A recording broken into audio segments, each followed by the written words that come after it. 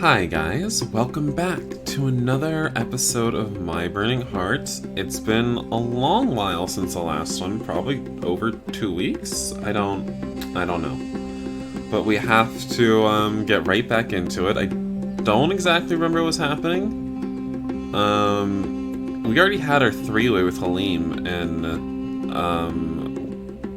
Rashid? Yeah. We already had our three-way with them, and I don't remember what's happening now, but we'll figure it out. He let Halim grab his hand and lead him to the garden, as he suspected a small group of harem slaves were spying out of one of the windows. The shutters were closed, but as Halim had explained, two of the boys could actually spy through the slit between the two wooden sheets. Oh yeah, weren't we finding out that, like, the entire harem always watches the Sultan have sex with the boys, like, every time through this secret covert method? That's a little bit... So, like, they saw when Halim and Adnan had sex with the Sultan, their three-way, they saw that. They saw that. Adnan stopped in his tracks, letting go of Halim's hand. He felt deeply conflicted. In one hand, his body still felt hot with arousal, and he was half-hard. It was frustrating being teased like that, and then being left to cool off on his own. But on the other hand, no matter how turned on he was, he did really want to see Rashid. Did he really want to see Rashid fucking another guy? Oh, he's gonna get jealous. I'll pass. Go ahead if you want. Halim addressed him a sweet smile. I'm not interested. I just thought maybe you would like to peep out and finish what His Majesty started. Adnan covered his visible erection with his hands, a bit embarrassed. I mean, I don't think his clothing really allows him to hide his erection. No need to. It will go down on its own. I just need to whack it with my hand a few times. That usually works. Halim giggled in his usual cute way. If you say so. There's no need to be ashamed, you know. Let's go sit on the fountain then. They walked to the fountain and sat down on the ledge. The night air was cool and fragrant, so it was pleasant just to sit there and enjoy the silence of the garden. Except that Adnan's peace of mind was broken every time the muffled gasps of the onlookers reached him. He couldn't help but turn his face now and then to watch them. The boys took turns at the peephole, and, excited by the sex session inside the Sultan's room, they had started to touch each other. I thought that was against the rules. Isn't it? Isn't that against the rules? They're not supposed to fuck each other, are they? Adnan was unimpressed at seeing the two of them kissing while jerking each other, but secretly, he wanted to do the same thing with them. Adnan found it nauseating. The harem's life revolved only around sex. That was before those guys' main focus in life. And no matter how good sex felt, Adnan didn't want that kind of life for himself. Simply not.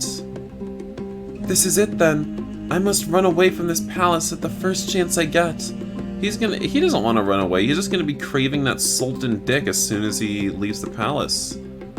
I won't become one of these guys. This I promise. No, you're gonna become a mind-broken sex slave. Sadly, despite his resolution, Adnan didn't have many chances of carrying out his plan. Yeah, I mean, what progress has he really made at escaping? Like, the only thing I ever remember him mentioning was that he mapped out the guards' routes or something. He had memorized by heart their shifts. Memorized by heart not only the guard shifts, but also the schedule of every regular merchant's arrival. Adnan decided that his best bet was hiding in one of the merchant's carts. He would leave the palace in front of the guards' noses. But that despicable Vizer seemed to smell every favorable chance. Every single time Adnan thought that could be it, the man called for him and ordered him to do another stupid task or another.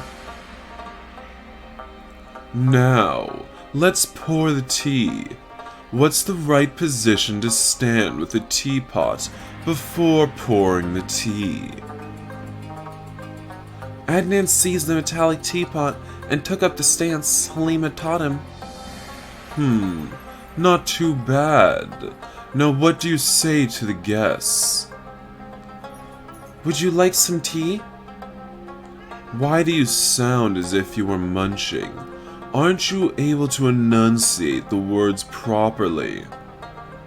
Adnan sighed and counted mentally up to 10 to avoid answering back.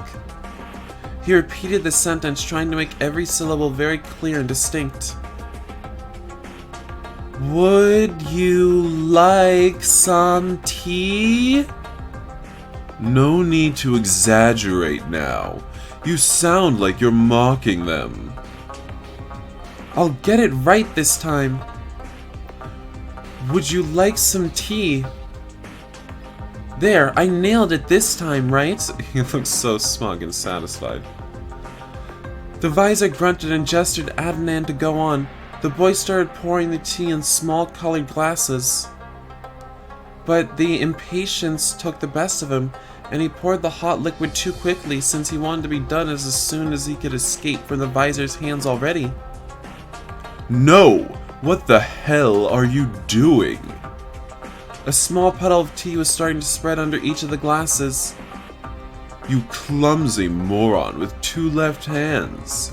Do you think that's the right way of serving the guests? Adnan cursed internally. Halim already told him to avoid doing things with haste, and there he was making a fool of himself in front of the great Vizer. I'm waiting for an answer. Don't address rudeness to incompetence, boy. I'm sorry, Your Highness. I'll be more careful next time. That answer seemed to please the Vizer. Fine, fine. In fact, you've improved a lot thanks to Halim's huge efforts, I must add. But of course, you're still far from being allowed to serve guests. Imagine if you talked to them with that unintelligible, low-alley speech of yours. Or if you poured their tea on the table, or burned them with it. A cold sweat started going down Adnan's temples. Perhaps the Vizer was right, and he was a walking disaster after all. To think he was convinced that he was doing well by then. If you ruin an event, you won't be the only one at fault. Oh no. I'll be the one blamed by the Sultan, since it's my responsibility that the palace runs smoothly. Can that thick skull of yours understand? Yes, of course. I mean, yes, Your Highness. Good. So then you'll understand why I can't let you attend to the guests or the Sultan's table until you're fully ready for those tasks. I'd rather not get punished for your sake. Adnan nodded, a bit disappointed. That meant more cleaning and doing unsavory and inane tasks. Of course, you'd get better at servicing if I taught you myself. With a few personal lessons, you would certainly improve to a top level in a couple of weeks. Oh, really? Should I save you some hours for my precious time? What to do? Is he gonna make us beg for it? Was the man waiting for Adnan to beg him? That would suit the Vizer. Adnan decided at last. But should he humor him and beg for help? He didn't feel very inclined, to be honest. He'd rather keep improving at his own pace with Halim's lessons. Of course, the use of my experience and time would come with a price. I don't know about this. Ah, there it is. I knew it. Adnan studied the Vizer through squinted eyes, suspicious of his offer. Are we gonna have to fuck him? His Majesty is so fond of you that I'd like to have a taste of those abilities of yours. Oh, you're nasty. Does the Sultan know you're trying to fuck the sex slaves? And what the fuck? After everything you said about Adnan, after everything the Vizer said, and I know everyone's telling me that I'm saying Vizer wrong.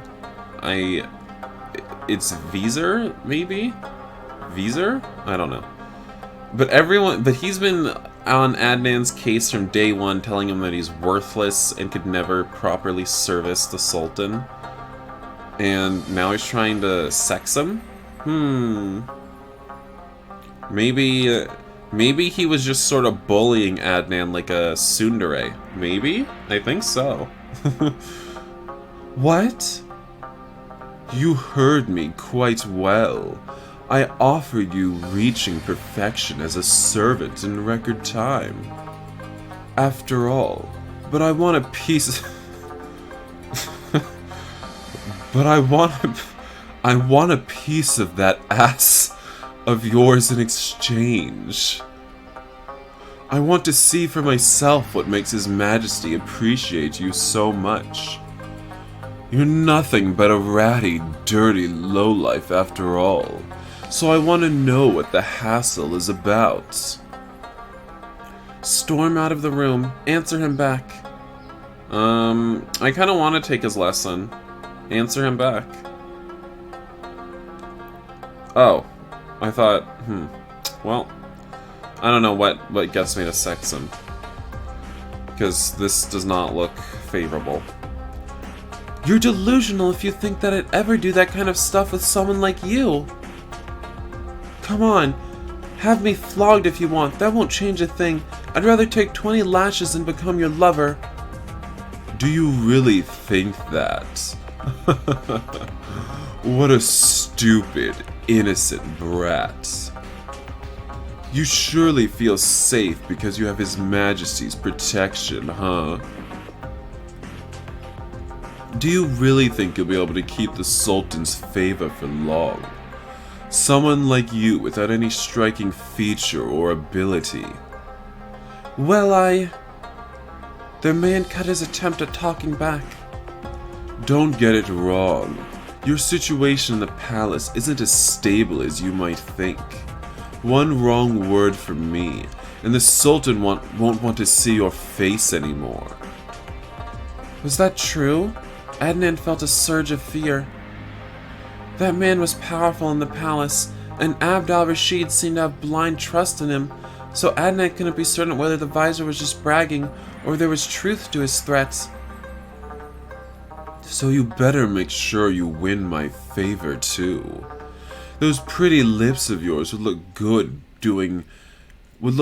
better doing other things than answering back. Oh god, wrapped around his D-I-C-K. I said, not even in your dreams. Adnan turned to the door and left the room, chased by the Vizer's naughty laugh. I genuinely don't remember how people told me how to pronounce it. We'll see.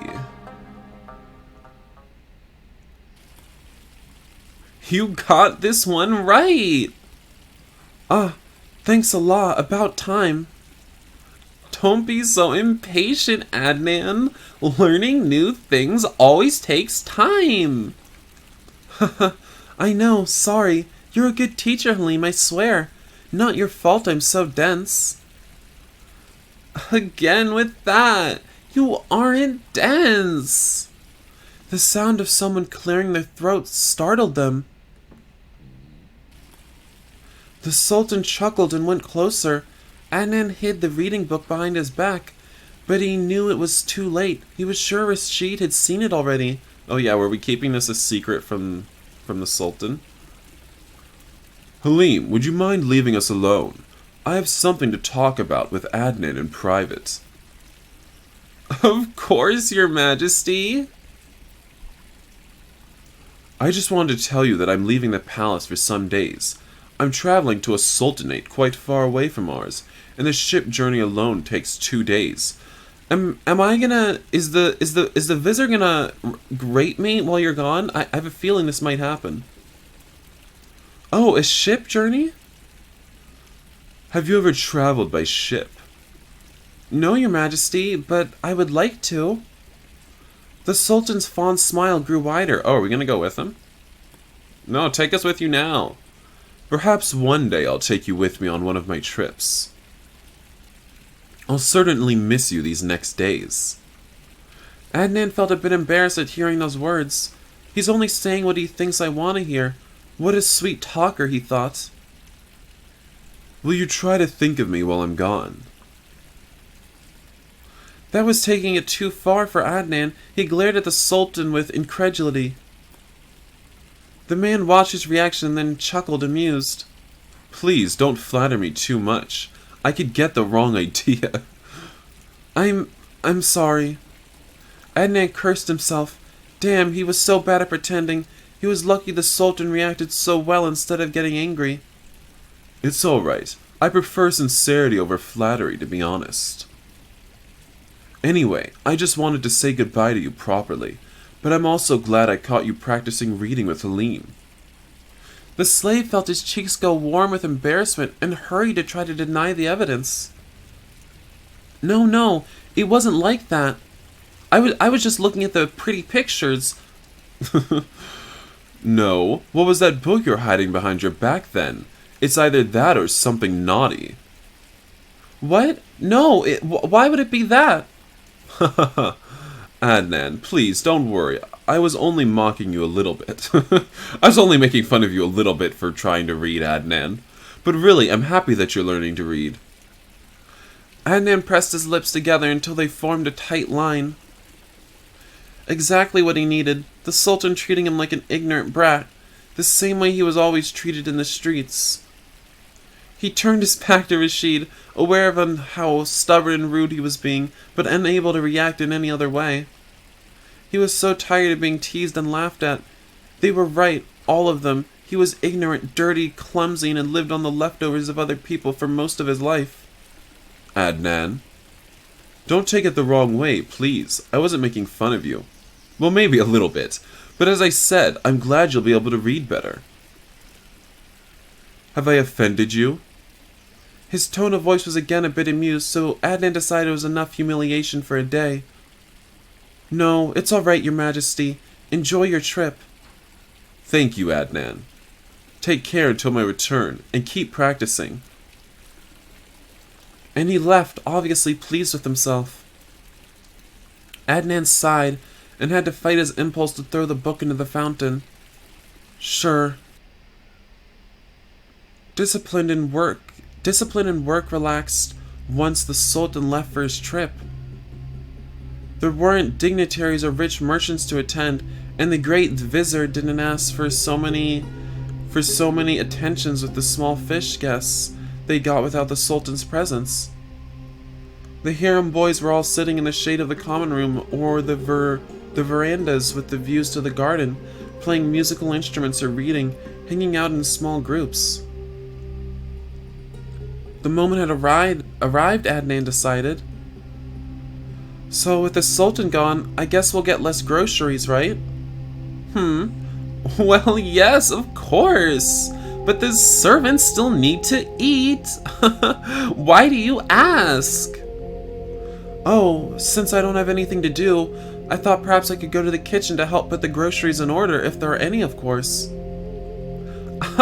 That's not really our work, but if you want to help, I'm sure the cooks will be grateful. He shrugged and scanned the room for something to do or someone to talk to. I'll do that. Maybe I'll get some tarts in exchange. Adnan winked at Halim and waved goodbye to him. His friend nodded with a smile and returned the gesture. Adnan stopped for a moment at the doorway and turned to look at Halim. It would probably be the last time they saw each other. And for a moment, Adnan felt a lump in his throat. Should he say something to Halim as a farewell? He would like to, but wouldn't that expose his plans? He should better go without further explanations or goodbye words. That was for the best. Alright, it was easy. He just needed to climb inside one of the empty carts parked outside the kitchen, throw a blanket on top of it to cover himself, and wait until the merchants finished their tea and went back to the market. Adnan waited for a short while in the garden. 5 minutes more and the guards would climb the stairs to the sentry post. Then they would spend a couple of minutes chatting with the guards who finished their shift. and Adnan would use those 2 minutes to hide in his chosen cart. The minutes passed by while Adnan tried to slow down his racing pulse. The guards crossed the garden in front of him without paying him any attention and went up the stairs. A last quick glance around. No one at sight, not even in the windows. He climbed the market cart he had selected and covered himself with a long, tattered fabric that hung from one of the cart handles. The cart smelled of onions, but that was fine. The pungent smell would cover any kind of scent Adnan could have. What, does Adnan smell? He only needed to be patient and wait. The owner of the cart would come out of the kitchen soon, and in a few minutes he would be in the streets. The minutes stretched like hours. Adnan could only see a patch of sky from his hideout. Some voices approached and left, but none of them belonged to Halim or one of the harem boys. At last the cart shook and started moving, jumping slightly on the garden's cobblestones. They left the garden and entered a roofed corridor. The cart stopped and Adnan heard the merchant sharing some greeting sentences with the guards on the main door. The cart started moving again. "You, stop right there." Oh dear. "No, he hasn't found me. It's impossible." Rivulets of sweat rolled down Adnan's forehead. The great Vizier's voice came closer. "That cart, the one which is covered, have you checked the contents?" Why, it's empty, Your Highness. I dispatched a load of onions. You can ask the cooks." "Yes, I can smell that. Would you mind taking that fabric off?" Damn! Adnan jumped out of the cart and made a run for the doors. They were half open. He only needed to reach them. He only needed to... Clank! The dark corridor seemed suddenly more and more dark, and the floor went up until it met Adnan's face. Oh crap! I'm done for, were the last clear thoughts Adnan had before losing consciousness. Oh, he's gonna be in trouble. When he opened his eyes, some unspecified time later, the Sultan's gonna be mad at him. Nothing seemed to have changed. Everything was black. The back of his head hurt, and when Adnan raised his hand to touch the aching spot, he noticed he had a good lump there. The sound of a set of locks being opened made him jump to his feet. Would it be that cursed Vizer? Or perhaps Abd al-Rashid had already come back?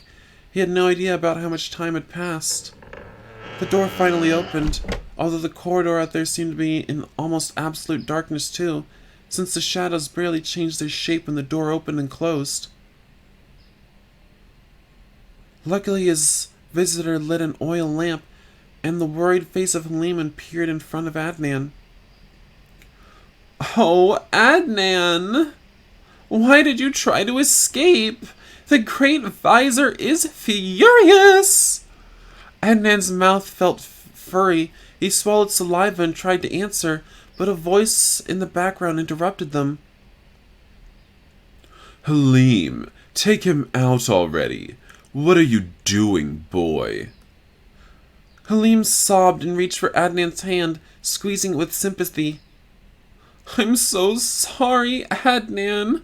Come, everybody is waiting in the garden." Waiting?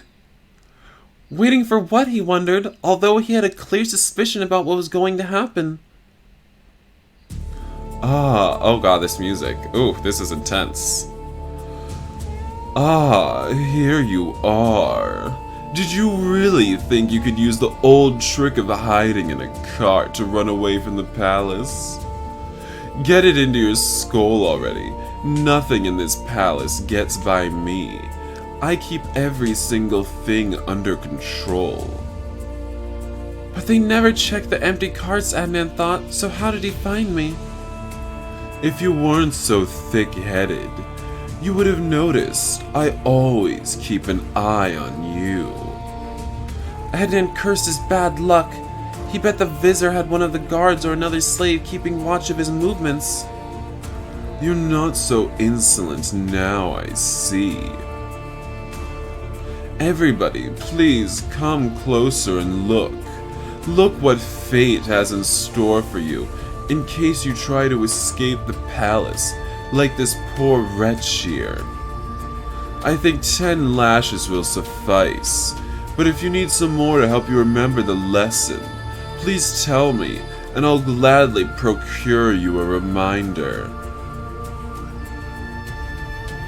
2 strong guards grabbed Adnan's arms and tied him face first to a tree.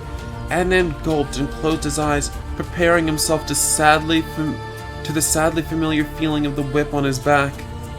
Feels like boss music. Feels like it felt like end boss music, that music we were just listening to. Adnan lay on his front in the absolute darkness, and he was unable to say if it had been hours or days since he was thrown into that dungeon again. His back and sides were raw, and stinging pain wouldn't let him sleep to make the time pass faster. His tongue and mouth felt dry and furry again. After the first hours, he couldn't even gather enough saliva to wash the feeling down. Someone was at the door. Once the bolts were opened by a series of keys, the wooden door finally opened. The creaking sound almost reverberated in the dark silence. Rashid! It's just Halim again. Halim ran to his side as he stepped in the dungeon cell. He carefully placed his oil lamp on the floor and hugged Adnan's shoulders, the only part of his back that didn't feature lash marks. Adnan! Oh, by the sweet prophet! You poor thing! The boy sobbed and sniffed, wiping the tears that rolled down his cheeks with the back of his hand. Adnan's mouth was too dry to allow him to speak. He wished he could say some reassuring words to Halim, though. He hated seeing him so worried for him. His Highness sent me with a slave to treat your wounds, but I managed to smuggle a jug of water for you. Water.